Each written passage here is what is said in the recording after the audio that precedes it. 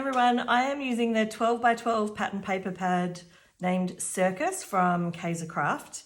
It has 36 papers in total and 12 of them have foil elements. I'm going to be using the Jess Crafts template number 9, and this is going to create 6 cards from each piece of pattern paper. And because I have 3 pieces of pattern paper, that means I'm going to get 18 cards in total. I chose 3 because there's 3 design elements on the card itself. And I always think that this looks good when you have 3 different pattern papers for the design. I'm using A2 white card bases, so these are 5.5 by 4.25. And I'm also going to use some black mats for this card. And I found this at Kmart here in Australia. It's probably available in Australia and New Zealand. It's Anko brand, and it's 20 pages of 140 GSM in A4 size. And it was on clearance, so I grabbed a couple of packs. So if anyone's in Australia or New Zealand, you might be able to find this online at a good price, and given it's 140 GSM, it's got a decent weight to it. Okay, on to the cards. The first step is to trim down the pattern papers to their actual size. I'm not going to go through the size and dimension of each of these pieces because they're available in Jess's sketches, and I've put a link down below to her site where she has all of her different template designs so that you can go and check them out for yourself. This is really quick because this one has very simple pieces. There's just the 3 and 1 of each on each card. So I'm running through doing multiple pieces of the paper in a nice little stack. So this is super fast. I do have a bigger trimmer that I use for 12 by 12 paper. And basically I cut down each of the strips before I started recording the video so that I had them in the correct widths, and now it's just a matter of doing the lengths to finalize everything. I also wanted to apologize for the lighting in this video. I am recording sitting next to a window, and you can see that the sun is coming in and out from behind the clouds, and it's creating some really weird shadows. So I decided to just do the video anyway, and apologies if it's really annoying. I will be much more careful when I'm recording moving forward. I'm now going through and I'm adding black mats to all of the components. I'm doing my usual trick of attaching them to black strips, and then from there cutting them down with my trimmer. I decided not to cut the mats to the perfect size, then try and line them up, because the size of these pieces was pretty small. So instead I literally cut it with the right width, and then lining these up means that I can line them straight up in the middle and then do a couple of really basic cuts to complete the components. This pattern paper is just so bright and so cheerful, and the foil elements are incorporated really well. So every now and then, depending on how I cut the paper, you just get this little bit of extra shine, and it's going to be in a different place on every single card. So on the panel at the top left there, you can see that piece just has 1 gold star in it. And for the other parts that have the yellow star paper, there'll either be a couple of gold stars or none, and they'll be in a different spot for each one. It just means that each of the cards is going to look like a set, but they're going to look just a little bit different. Looking at these pieces here, these ones are very small, and what I've done is I've just attached them all to a black piece as one big giant panel, and then I'll cut them all down separately as a second step. I'm not going to show all of this trimming, I'm just going to show you a few parts of it, and then I will skip ahead a little bit in the video. The next step is actually attaching these thin strips across the main panel. I've already organized these so that I'm using a different pattern paper on top, and this is the 3rd bundle. I'm doing them in groups of 6. So I've got the star paper on top of the stripes, and the stripes has some really bright shiny red foil strips that go through it. This is really easy to line up, and I'm not being perfect. I'm making sure it's straight, but not that it's in the same spot on every single card.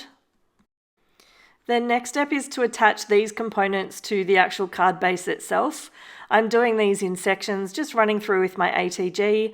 I generally do all 4 sides pretty close to the edge, and then I do 1 little strip of ATG through the middle, just so that I know it's going to attach really well and sit nice and flat.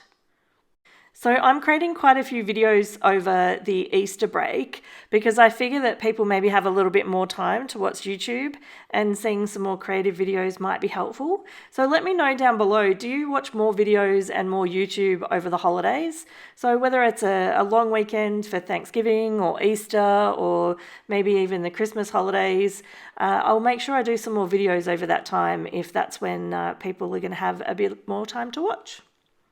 So now I'm attaching the final element, well, not the final element, the final of the 3 pieces of pattern paper.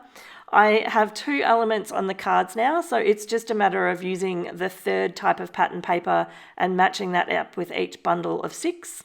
You can see here I'm using my really messy doubled up scraps to do the top and bottom, and I attach that over that paper strip through the middle just so that everything stays nice and flat. And you can see I've skipped ahead here again so that you can see the first 2 bundles are already done, and I'm now just adding the components that have the star paper. I just literally do 6 at a time and then lay them down, give them a really good press so that they have really good contact and the glue sticks really well, and then that step is complete. I wasn't sure what I wanted to use as a decorative element, but I knew that with the bright colours, it was already a very busy card. There's a lot going on. Not too much, like I'm okay with the volume of the colour, but I didn't want to be colouring anything in that was going to compete. And so when I'm looking for something as well that is actually quite quick, I love using black and white animals. So in this instance, I've actually used some pandas. I found that the panda set actually had, I think it had about 6 pandas, but these 3 were all of a similar size and would look okay on their own. So I'm just putting 1 panda per panel, which means that I'm going to need 18 of them in total. I think I ended up stamping out, I'm going to say about 35 to 40 pandas though. They are so cute, and while I had them attached to my Misty and while I had my die cuts ready to go, or my dies ready to go, I thought I'll do a few extras and then I can use them on maybe another one of the videos using this circus paper. There's 36 sheets in here and I'm only using 3 for this set of cards, so I'm certainly going to have the opportunity to create some more bright and cheerful kids cards using other components from that pattern paper set. Here I'm attaching the dies to the pandas, and basically I've set it up so that I have one long piece of tape that is holding those elements in place. And then when I ran it through my die cut machine, I could do 3 of them in a row because they were all stamped the same. I could do 3 and then attach it and 3 without having to fuss with lining up every single one of those dies each time. Now that the die cut's all completed, I'm using some small little happy birthday stamps, just with black on white. Again, I didn't want any competing colours. I'm just attaching one of those along the bottom of the little rectangle and then attaching the panda so that it's either standing or sitting, or in the instance of the one where it's sort of balancing on one foot, I guess balancing on the sentiment. These were in no particular order. I just figured out I'd put the standing one on the yellow and I'd put the sitting one on the red. I think any of them would have worked in any order just fine, but I did decide to make them the same so that there's 6 of each of the 3 layouts. They're very similar but slightly different. I have included all of the products that I've been using, the ones that are available, in the description below. There will be links to the products. There'll be affiliate links where possible, which means that there's a small commission at no extra cost to you. One of the things I've learned since I started creating videos and using affiliate links is if you go to your favorite creator and click on a link from a description, you don't have to buy the exact product. Anything that you buy from that store is going to generate some commission. So you can do that after you've watched a video later on, or before you make a purchase. Just go and click on one of those links and then that'll work just fine as well. In the end, I created my 18 cards using 3 pieces of 12 by 12 pattern paper. I really love the pandas. I think they just look super cute and they really don't compete with the colors of the cards. So I'm very happy with how they all turned out.